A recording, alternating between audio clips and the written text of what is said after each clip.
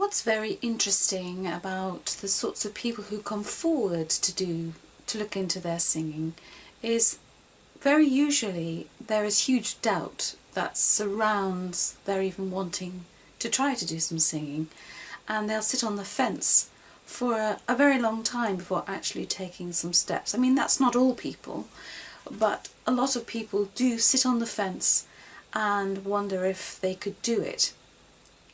Now, I've had a lot of training, classical training in singing, but that's my desire. That's something that I have pursued, as I've said in previous vlogs, all my singing life from about the age of 11. And that's been my quest. It doesn't mean to say that I haven't sung, I haven't done musicals, because I have, and it doesn't mean that I haven't done things like music theatre, because I have. But my real love is classical music, and classical music doesn't necessarily mean doing Mozart, doing Strauss, doing the ones that you immediately go to when you think of like opera. It's not so much that. My actual real favourite of all the types of songs that I get to sing is my real love of French song, singing in French. It's something that I really love doing. It's something about the music itself. So when I'm teaching or trying to encourage people to take that first step, it isn't with any particular thing in mind that I start introducing them to the world of singing. I certainly don't sort of start going in at the deep end. It depends on their experience, of course, and sometimes people do come for lessons having started learning elsewhere, and they come to me with a particular want or desire. But here I'm talking about people who would like to, students who would like to start singing, but they're just not sure and they're sitting on the fence. So I have to write, I'm writing right now, in fact I've got my laptop open just there, an epic blog post. An epic blog post is something where I'm trying to write a really convincing argument as to learning to sing well is for everybody, and it just takes a few really basic steps to get them started. So I've written blog posts about this subject before because it's something that I feel very passionately about, and have done a lot of kind of work in the past with adult education groups and things like that, putting on concerts with people who are just ordinary people who love to sing, but always trying to lead them with the idea of how you can make your voice, how you can make a better vocal sound. So I'm trying to write my epic blog post, and as I say, it's a subject that I've written about a few times now, and I'm now trying to write something that actually comes more from my heart, rather than something that should be sort of too salesy or pitched at making a sale. My ultimate goal is to invite the person who's found their way to my blog post to contemplate all the things that I'm putting before them. But of course, it's a vast subject, and first and foremost, in order to get someone to make that step, you have to get them to trust you. And I think that's my idea behind the vlog, is to be seen, so that people can find my vlog and hear me talk and watch my mannerisms and see that I'm a genuine person, which I certainly am. So my blog post, how do I feel about it? Well, see, I'm going in, the angle I'm taking with this blog post today is that I find the most frightening thing about trying to do this business online is that I have to continually create new stuff. I have to sort of generate interest in my business, in the art of singing. And to do that, I have to attract people, and to attract people, I can't just open my mouth and sing. Well, I could, but that's not the point. As a good teacher, you want to try and get the person you're teaching to do the singing, and you to do the guiding, rather than, do it like I do. So that's number one. So what I'm saying in my blog post is that I find an empty sheet of paper or a blank post with no words on it the most frightening thing in the world, because I know that in a very short space I have to be quite convincing. So I've gone in this time talking about my fear of the written word. Actually, can I do it? I mean, this is different from actually writing a novel, say, or writing something that's very fanciful or you don't have to answer to anybody for. This is different. I'm actually trying to create impetus. Okay, where did I get to? My the card was full and suddenly it all cut out. Anyway, where was I? Yes, talking about my fears about my own ability to convince people via the written word. I know that if I was to start singing, if it's the kind of singing that you like, you might think, ooh, she really knows what she's doing. I want to learn from her.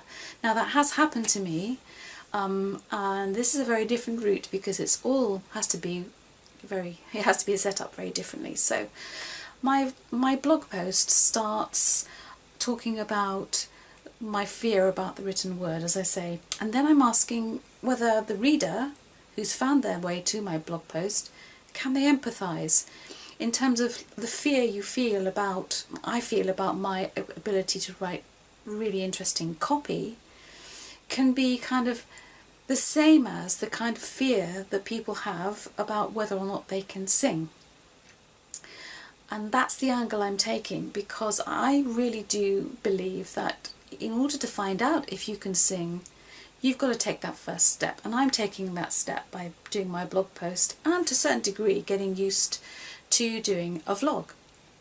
So you have to take that first step. And what I'm saying is that once you've taken that first step of learning, you soon find out that actually singing really well, you have to have a certain amount of basic tools in your singing voice box, if you like.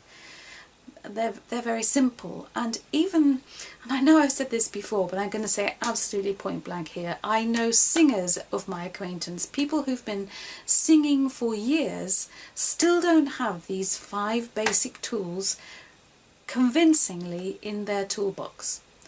And I don't know if you can see behind me here, but I'm busy transferring lessons with my own vocal coach. I'm digitizing them so I'm listening to them, and still after all this time, and I think the one I'm transferring now is a lesson from it's a pre-recital recording, so which means we're going through the repertoire I'm going to be singing. He is still talking to me about the most basic things. He's still reminding me that I have a 1 or 2 foibles in a specific area of my voice, and they flare up every single time, and he still reminds me, because he's a really good vocal coach and he doesn't take prisoners. He's worth his weight in gold, and I feel very privileged to have had the time studying with him. So I am still listening to my recordings of my vocal coaching sessions. I think this one was, as I say, was 2009, and learning from it. I hear my own mistakes, but doesn't stop me singing. I'm still going to be moving forward. So my blog post is kind of trying to tease out the people who are sitting on the fence. They want to know more, but they're not sure. I would say, and I am saying, shall we make a start? And in the blog post I talk about the typical scenario. This is about as far as I've got, by the way. The typical scenario of most singers' problems. Just let me move it here so I can read it. I mean, is it a question of knowing where to start? Or is it perhaps a case of not being able to reason why the spoken and sung voice seem not to be related at all? Or do you literally open your mouth and not understand why the sounds that do come out or bear no relation to what you hear inside your head or when you sing in the shower? I mean, these are basic, I know from my experience having taught lots of people, these are the kind of things that people are afraid of. Now I'm running a course this weekend, and it's the first time I've done this for a few years because of the complications of life. I'm really looking forward to it. Got quite a mix of people coming along, but one of the one of the singers who are coming. She's an absolute novice, and she has been sitting on the fence for about 2 years, I reckon. I think it could be longer. And now at last she's coming along. She's been receiving all the course material and my ideas, and I've been updating everybody who's attending, and she was fine until I started to give actual sheet copies of the music and say, don't forget to print these out and bring them with you. And her first response, what do you think that was? Well, it was, help, I don't read music. Well, you don't have to read music to know about your voice, okay? You just don't. So I said to her, don't worry, there are some people who will rely on having the sheet music in front of them as their own particular type of crutch because they are not comfortable without seeing the music.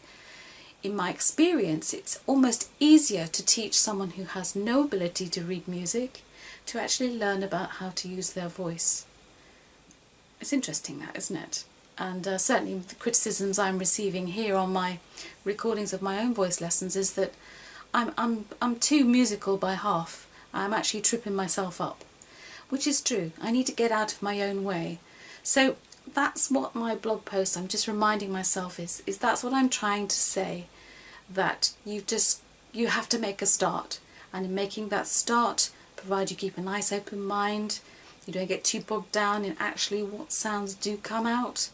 I mean, there's some horrendous sounds coming out of me there. When he's pushing me hard, I really do, not exactly lose it, but I'm trying to understand what he's saying to me, and then we try again, and he's particular. So you have to get used to all the things you're going to hear. But how will you ever know if you've got a voice and how to use it unless you take the first steps?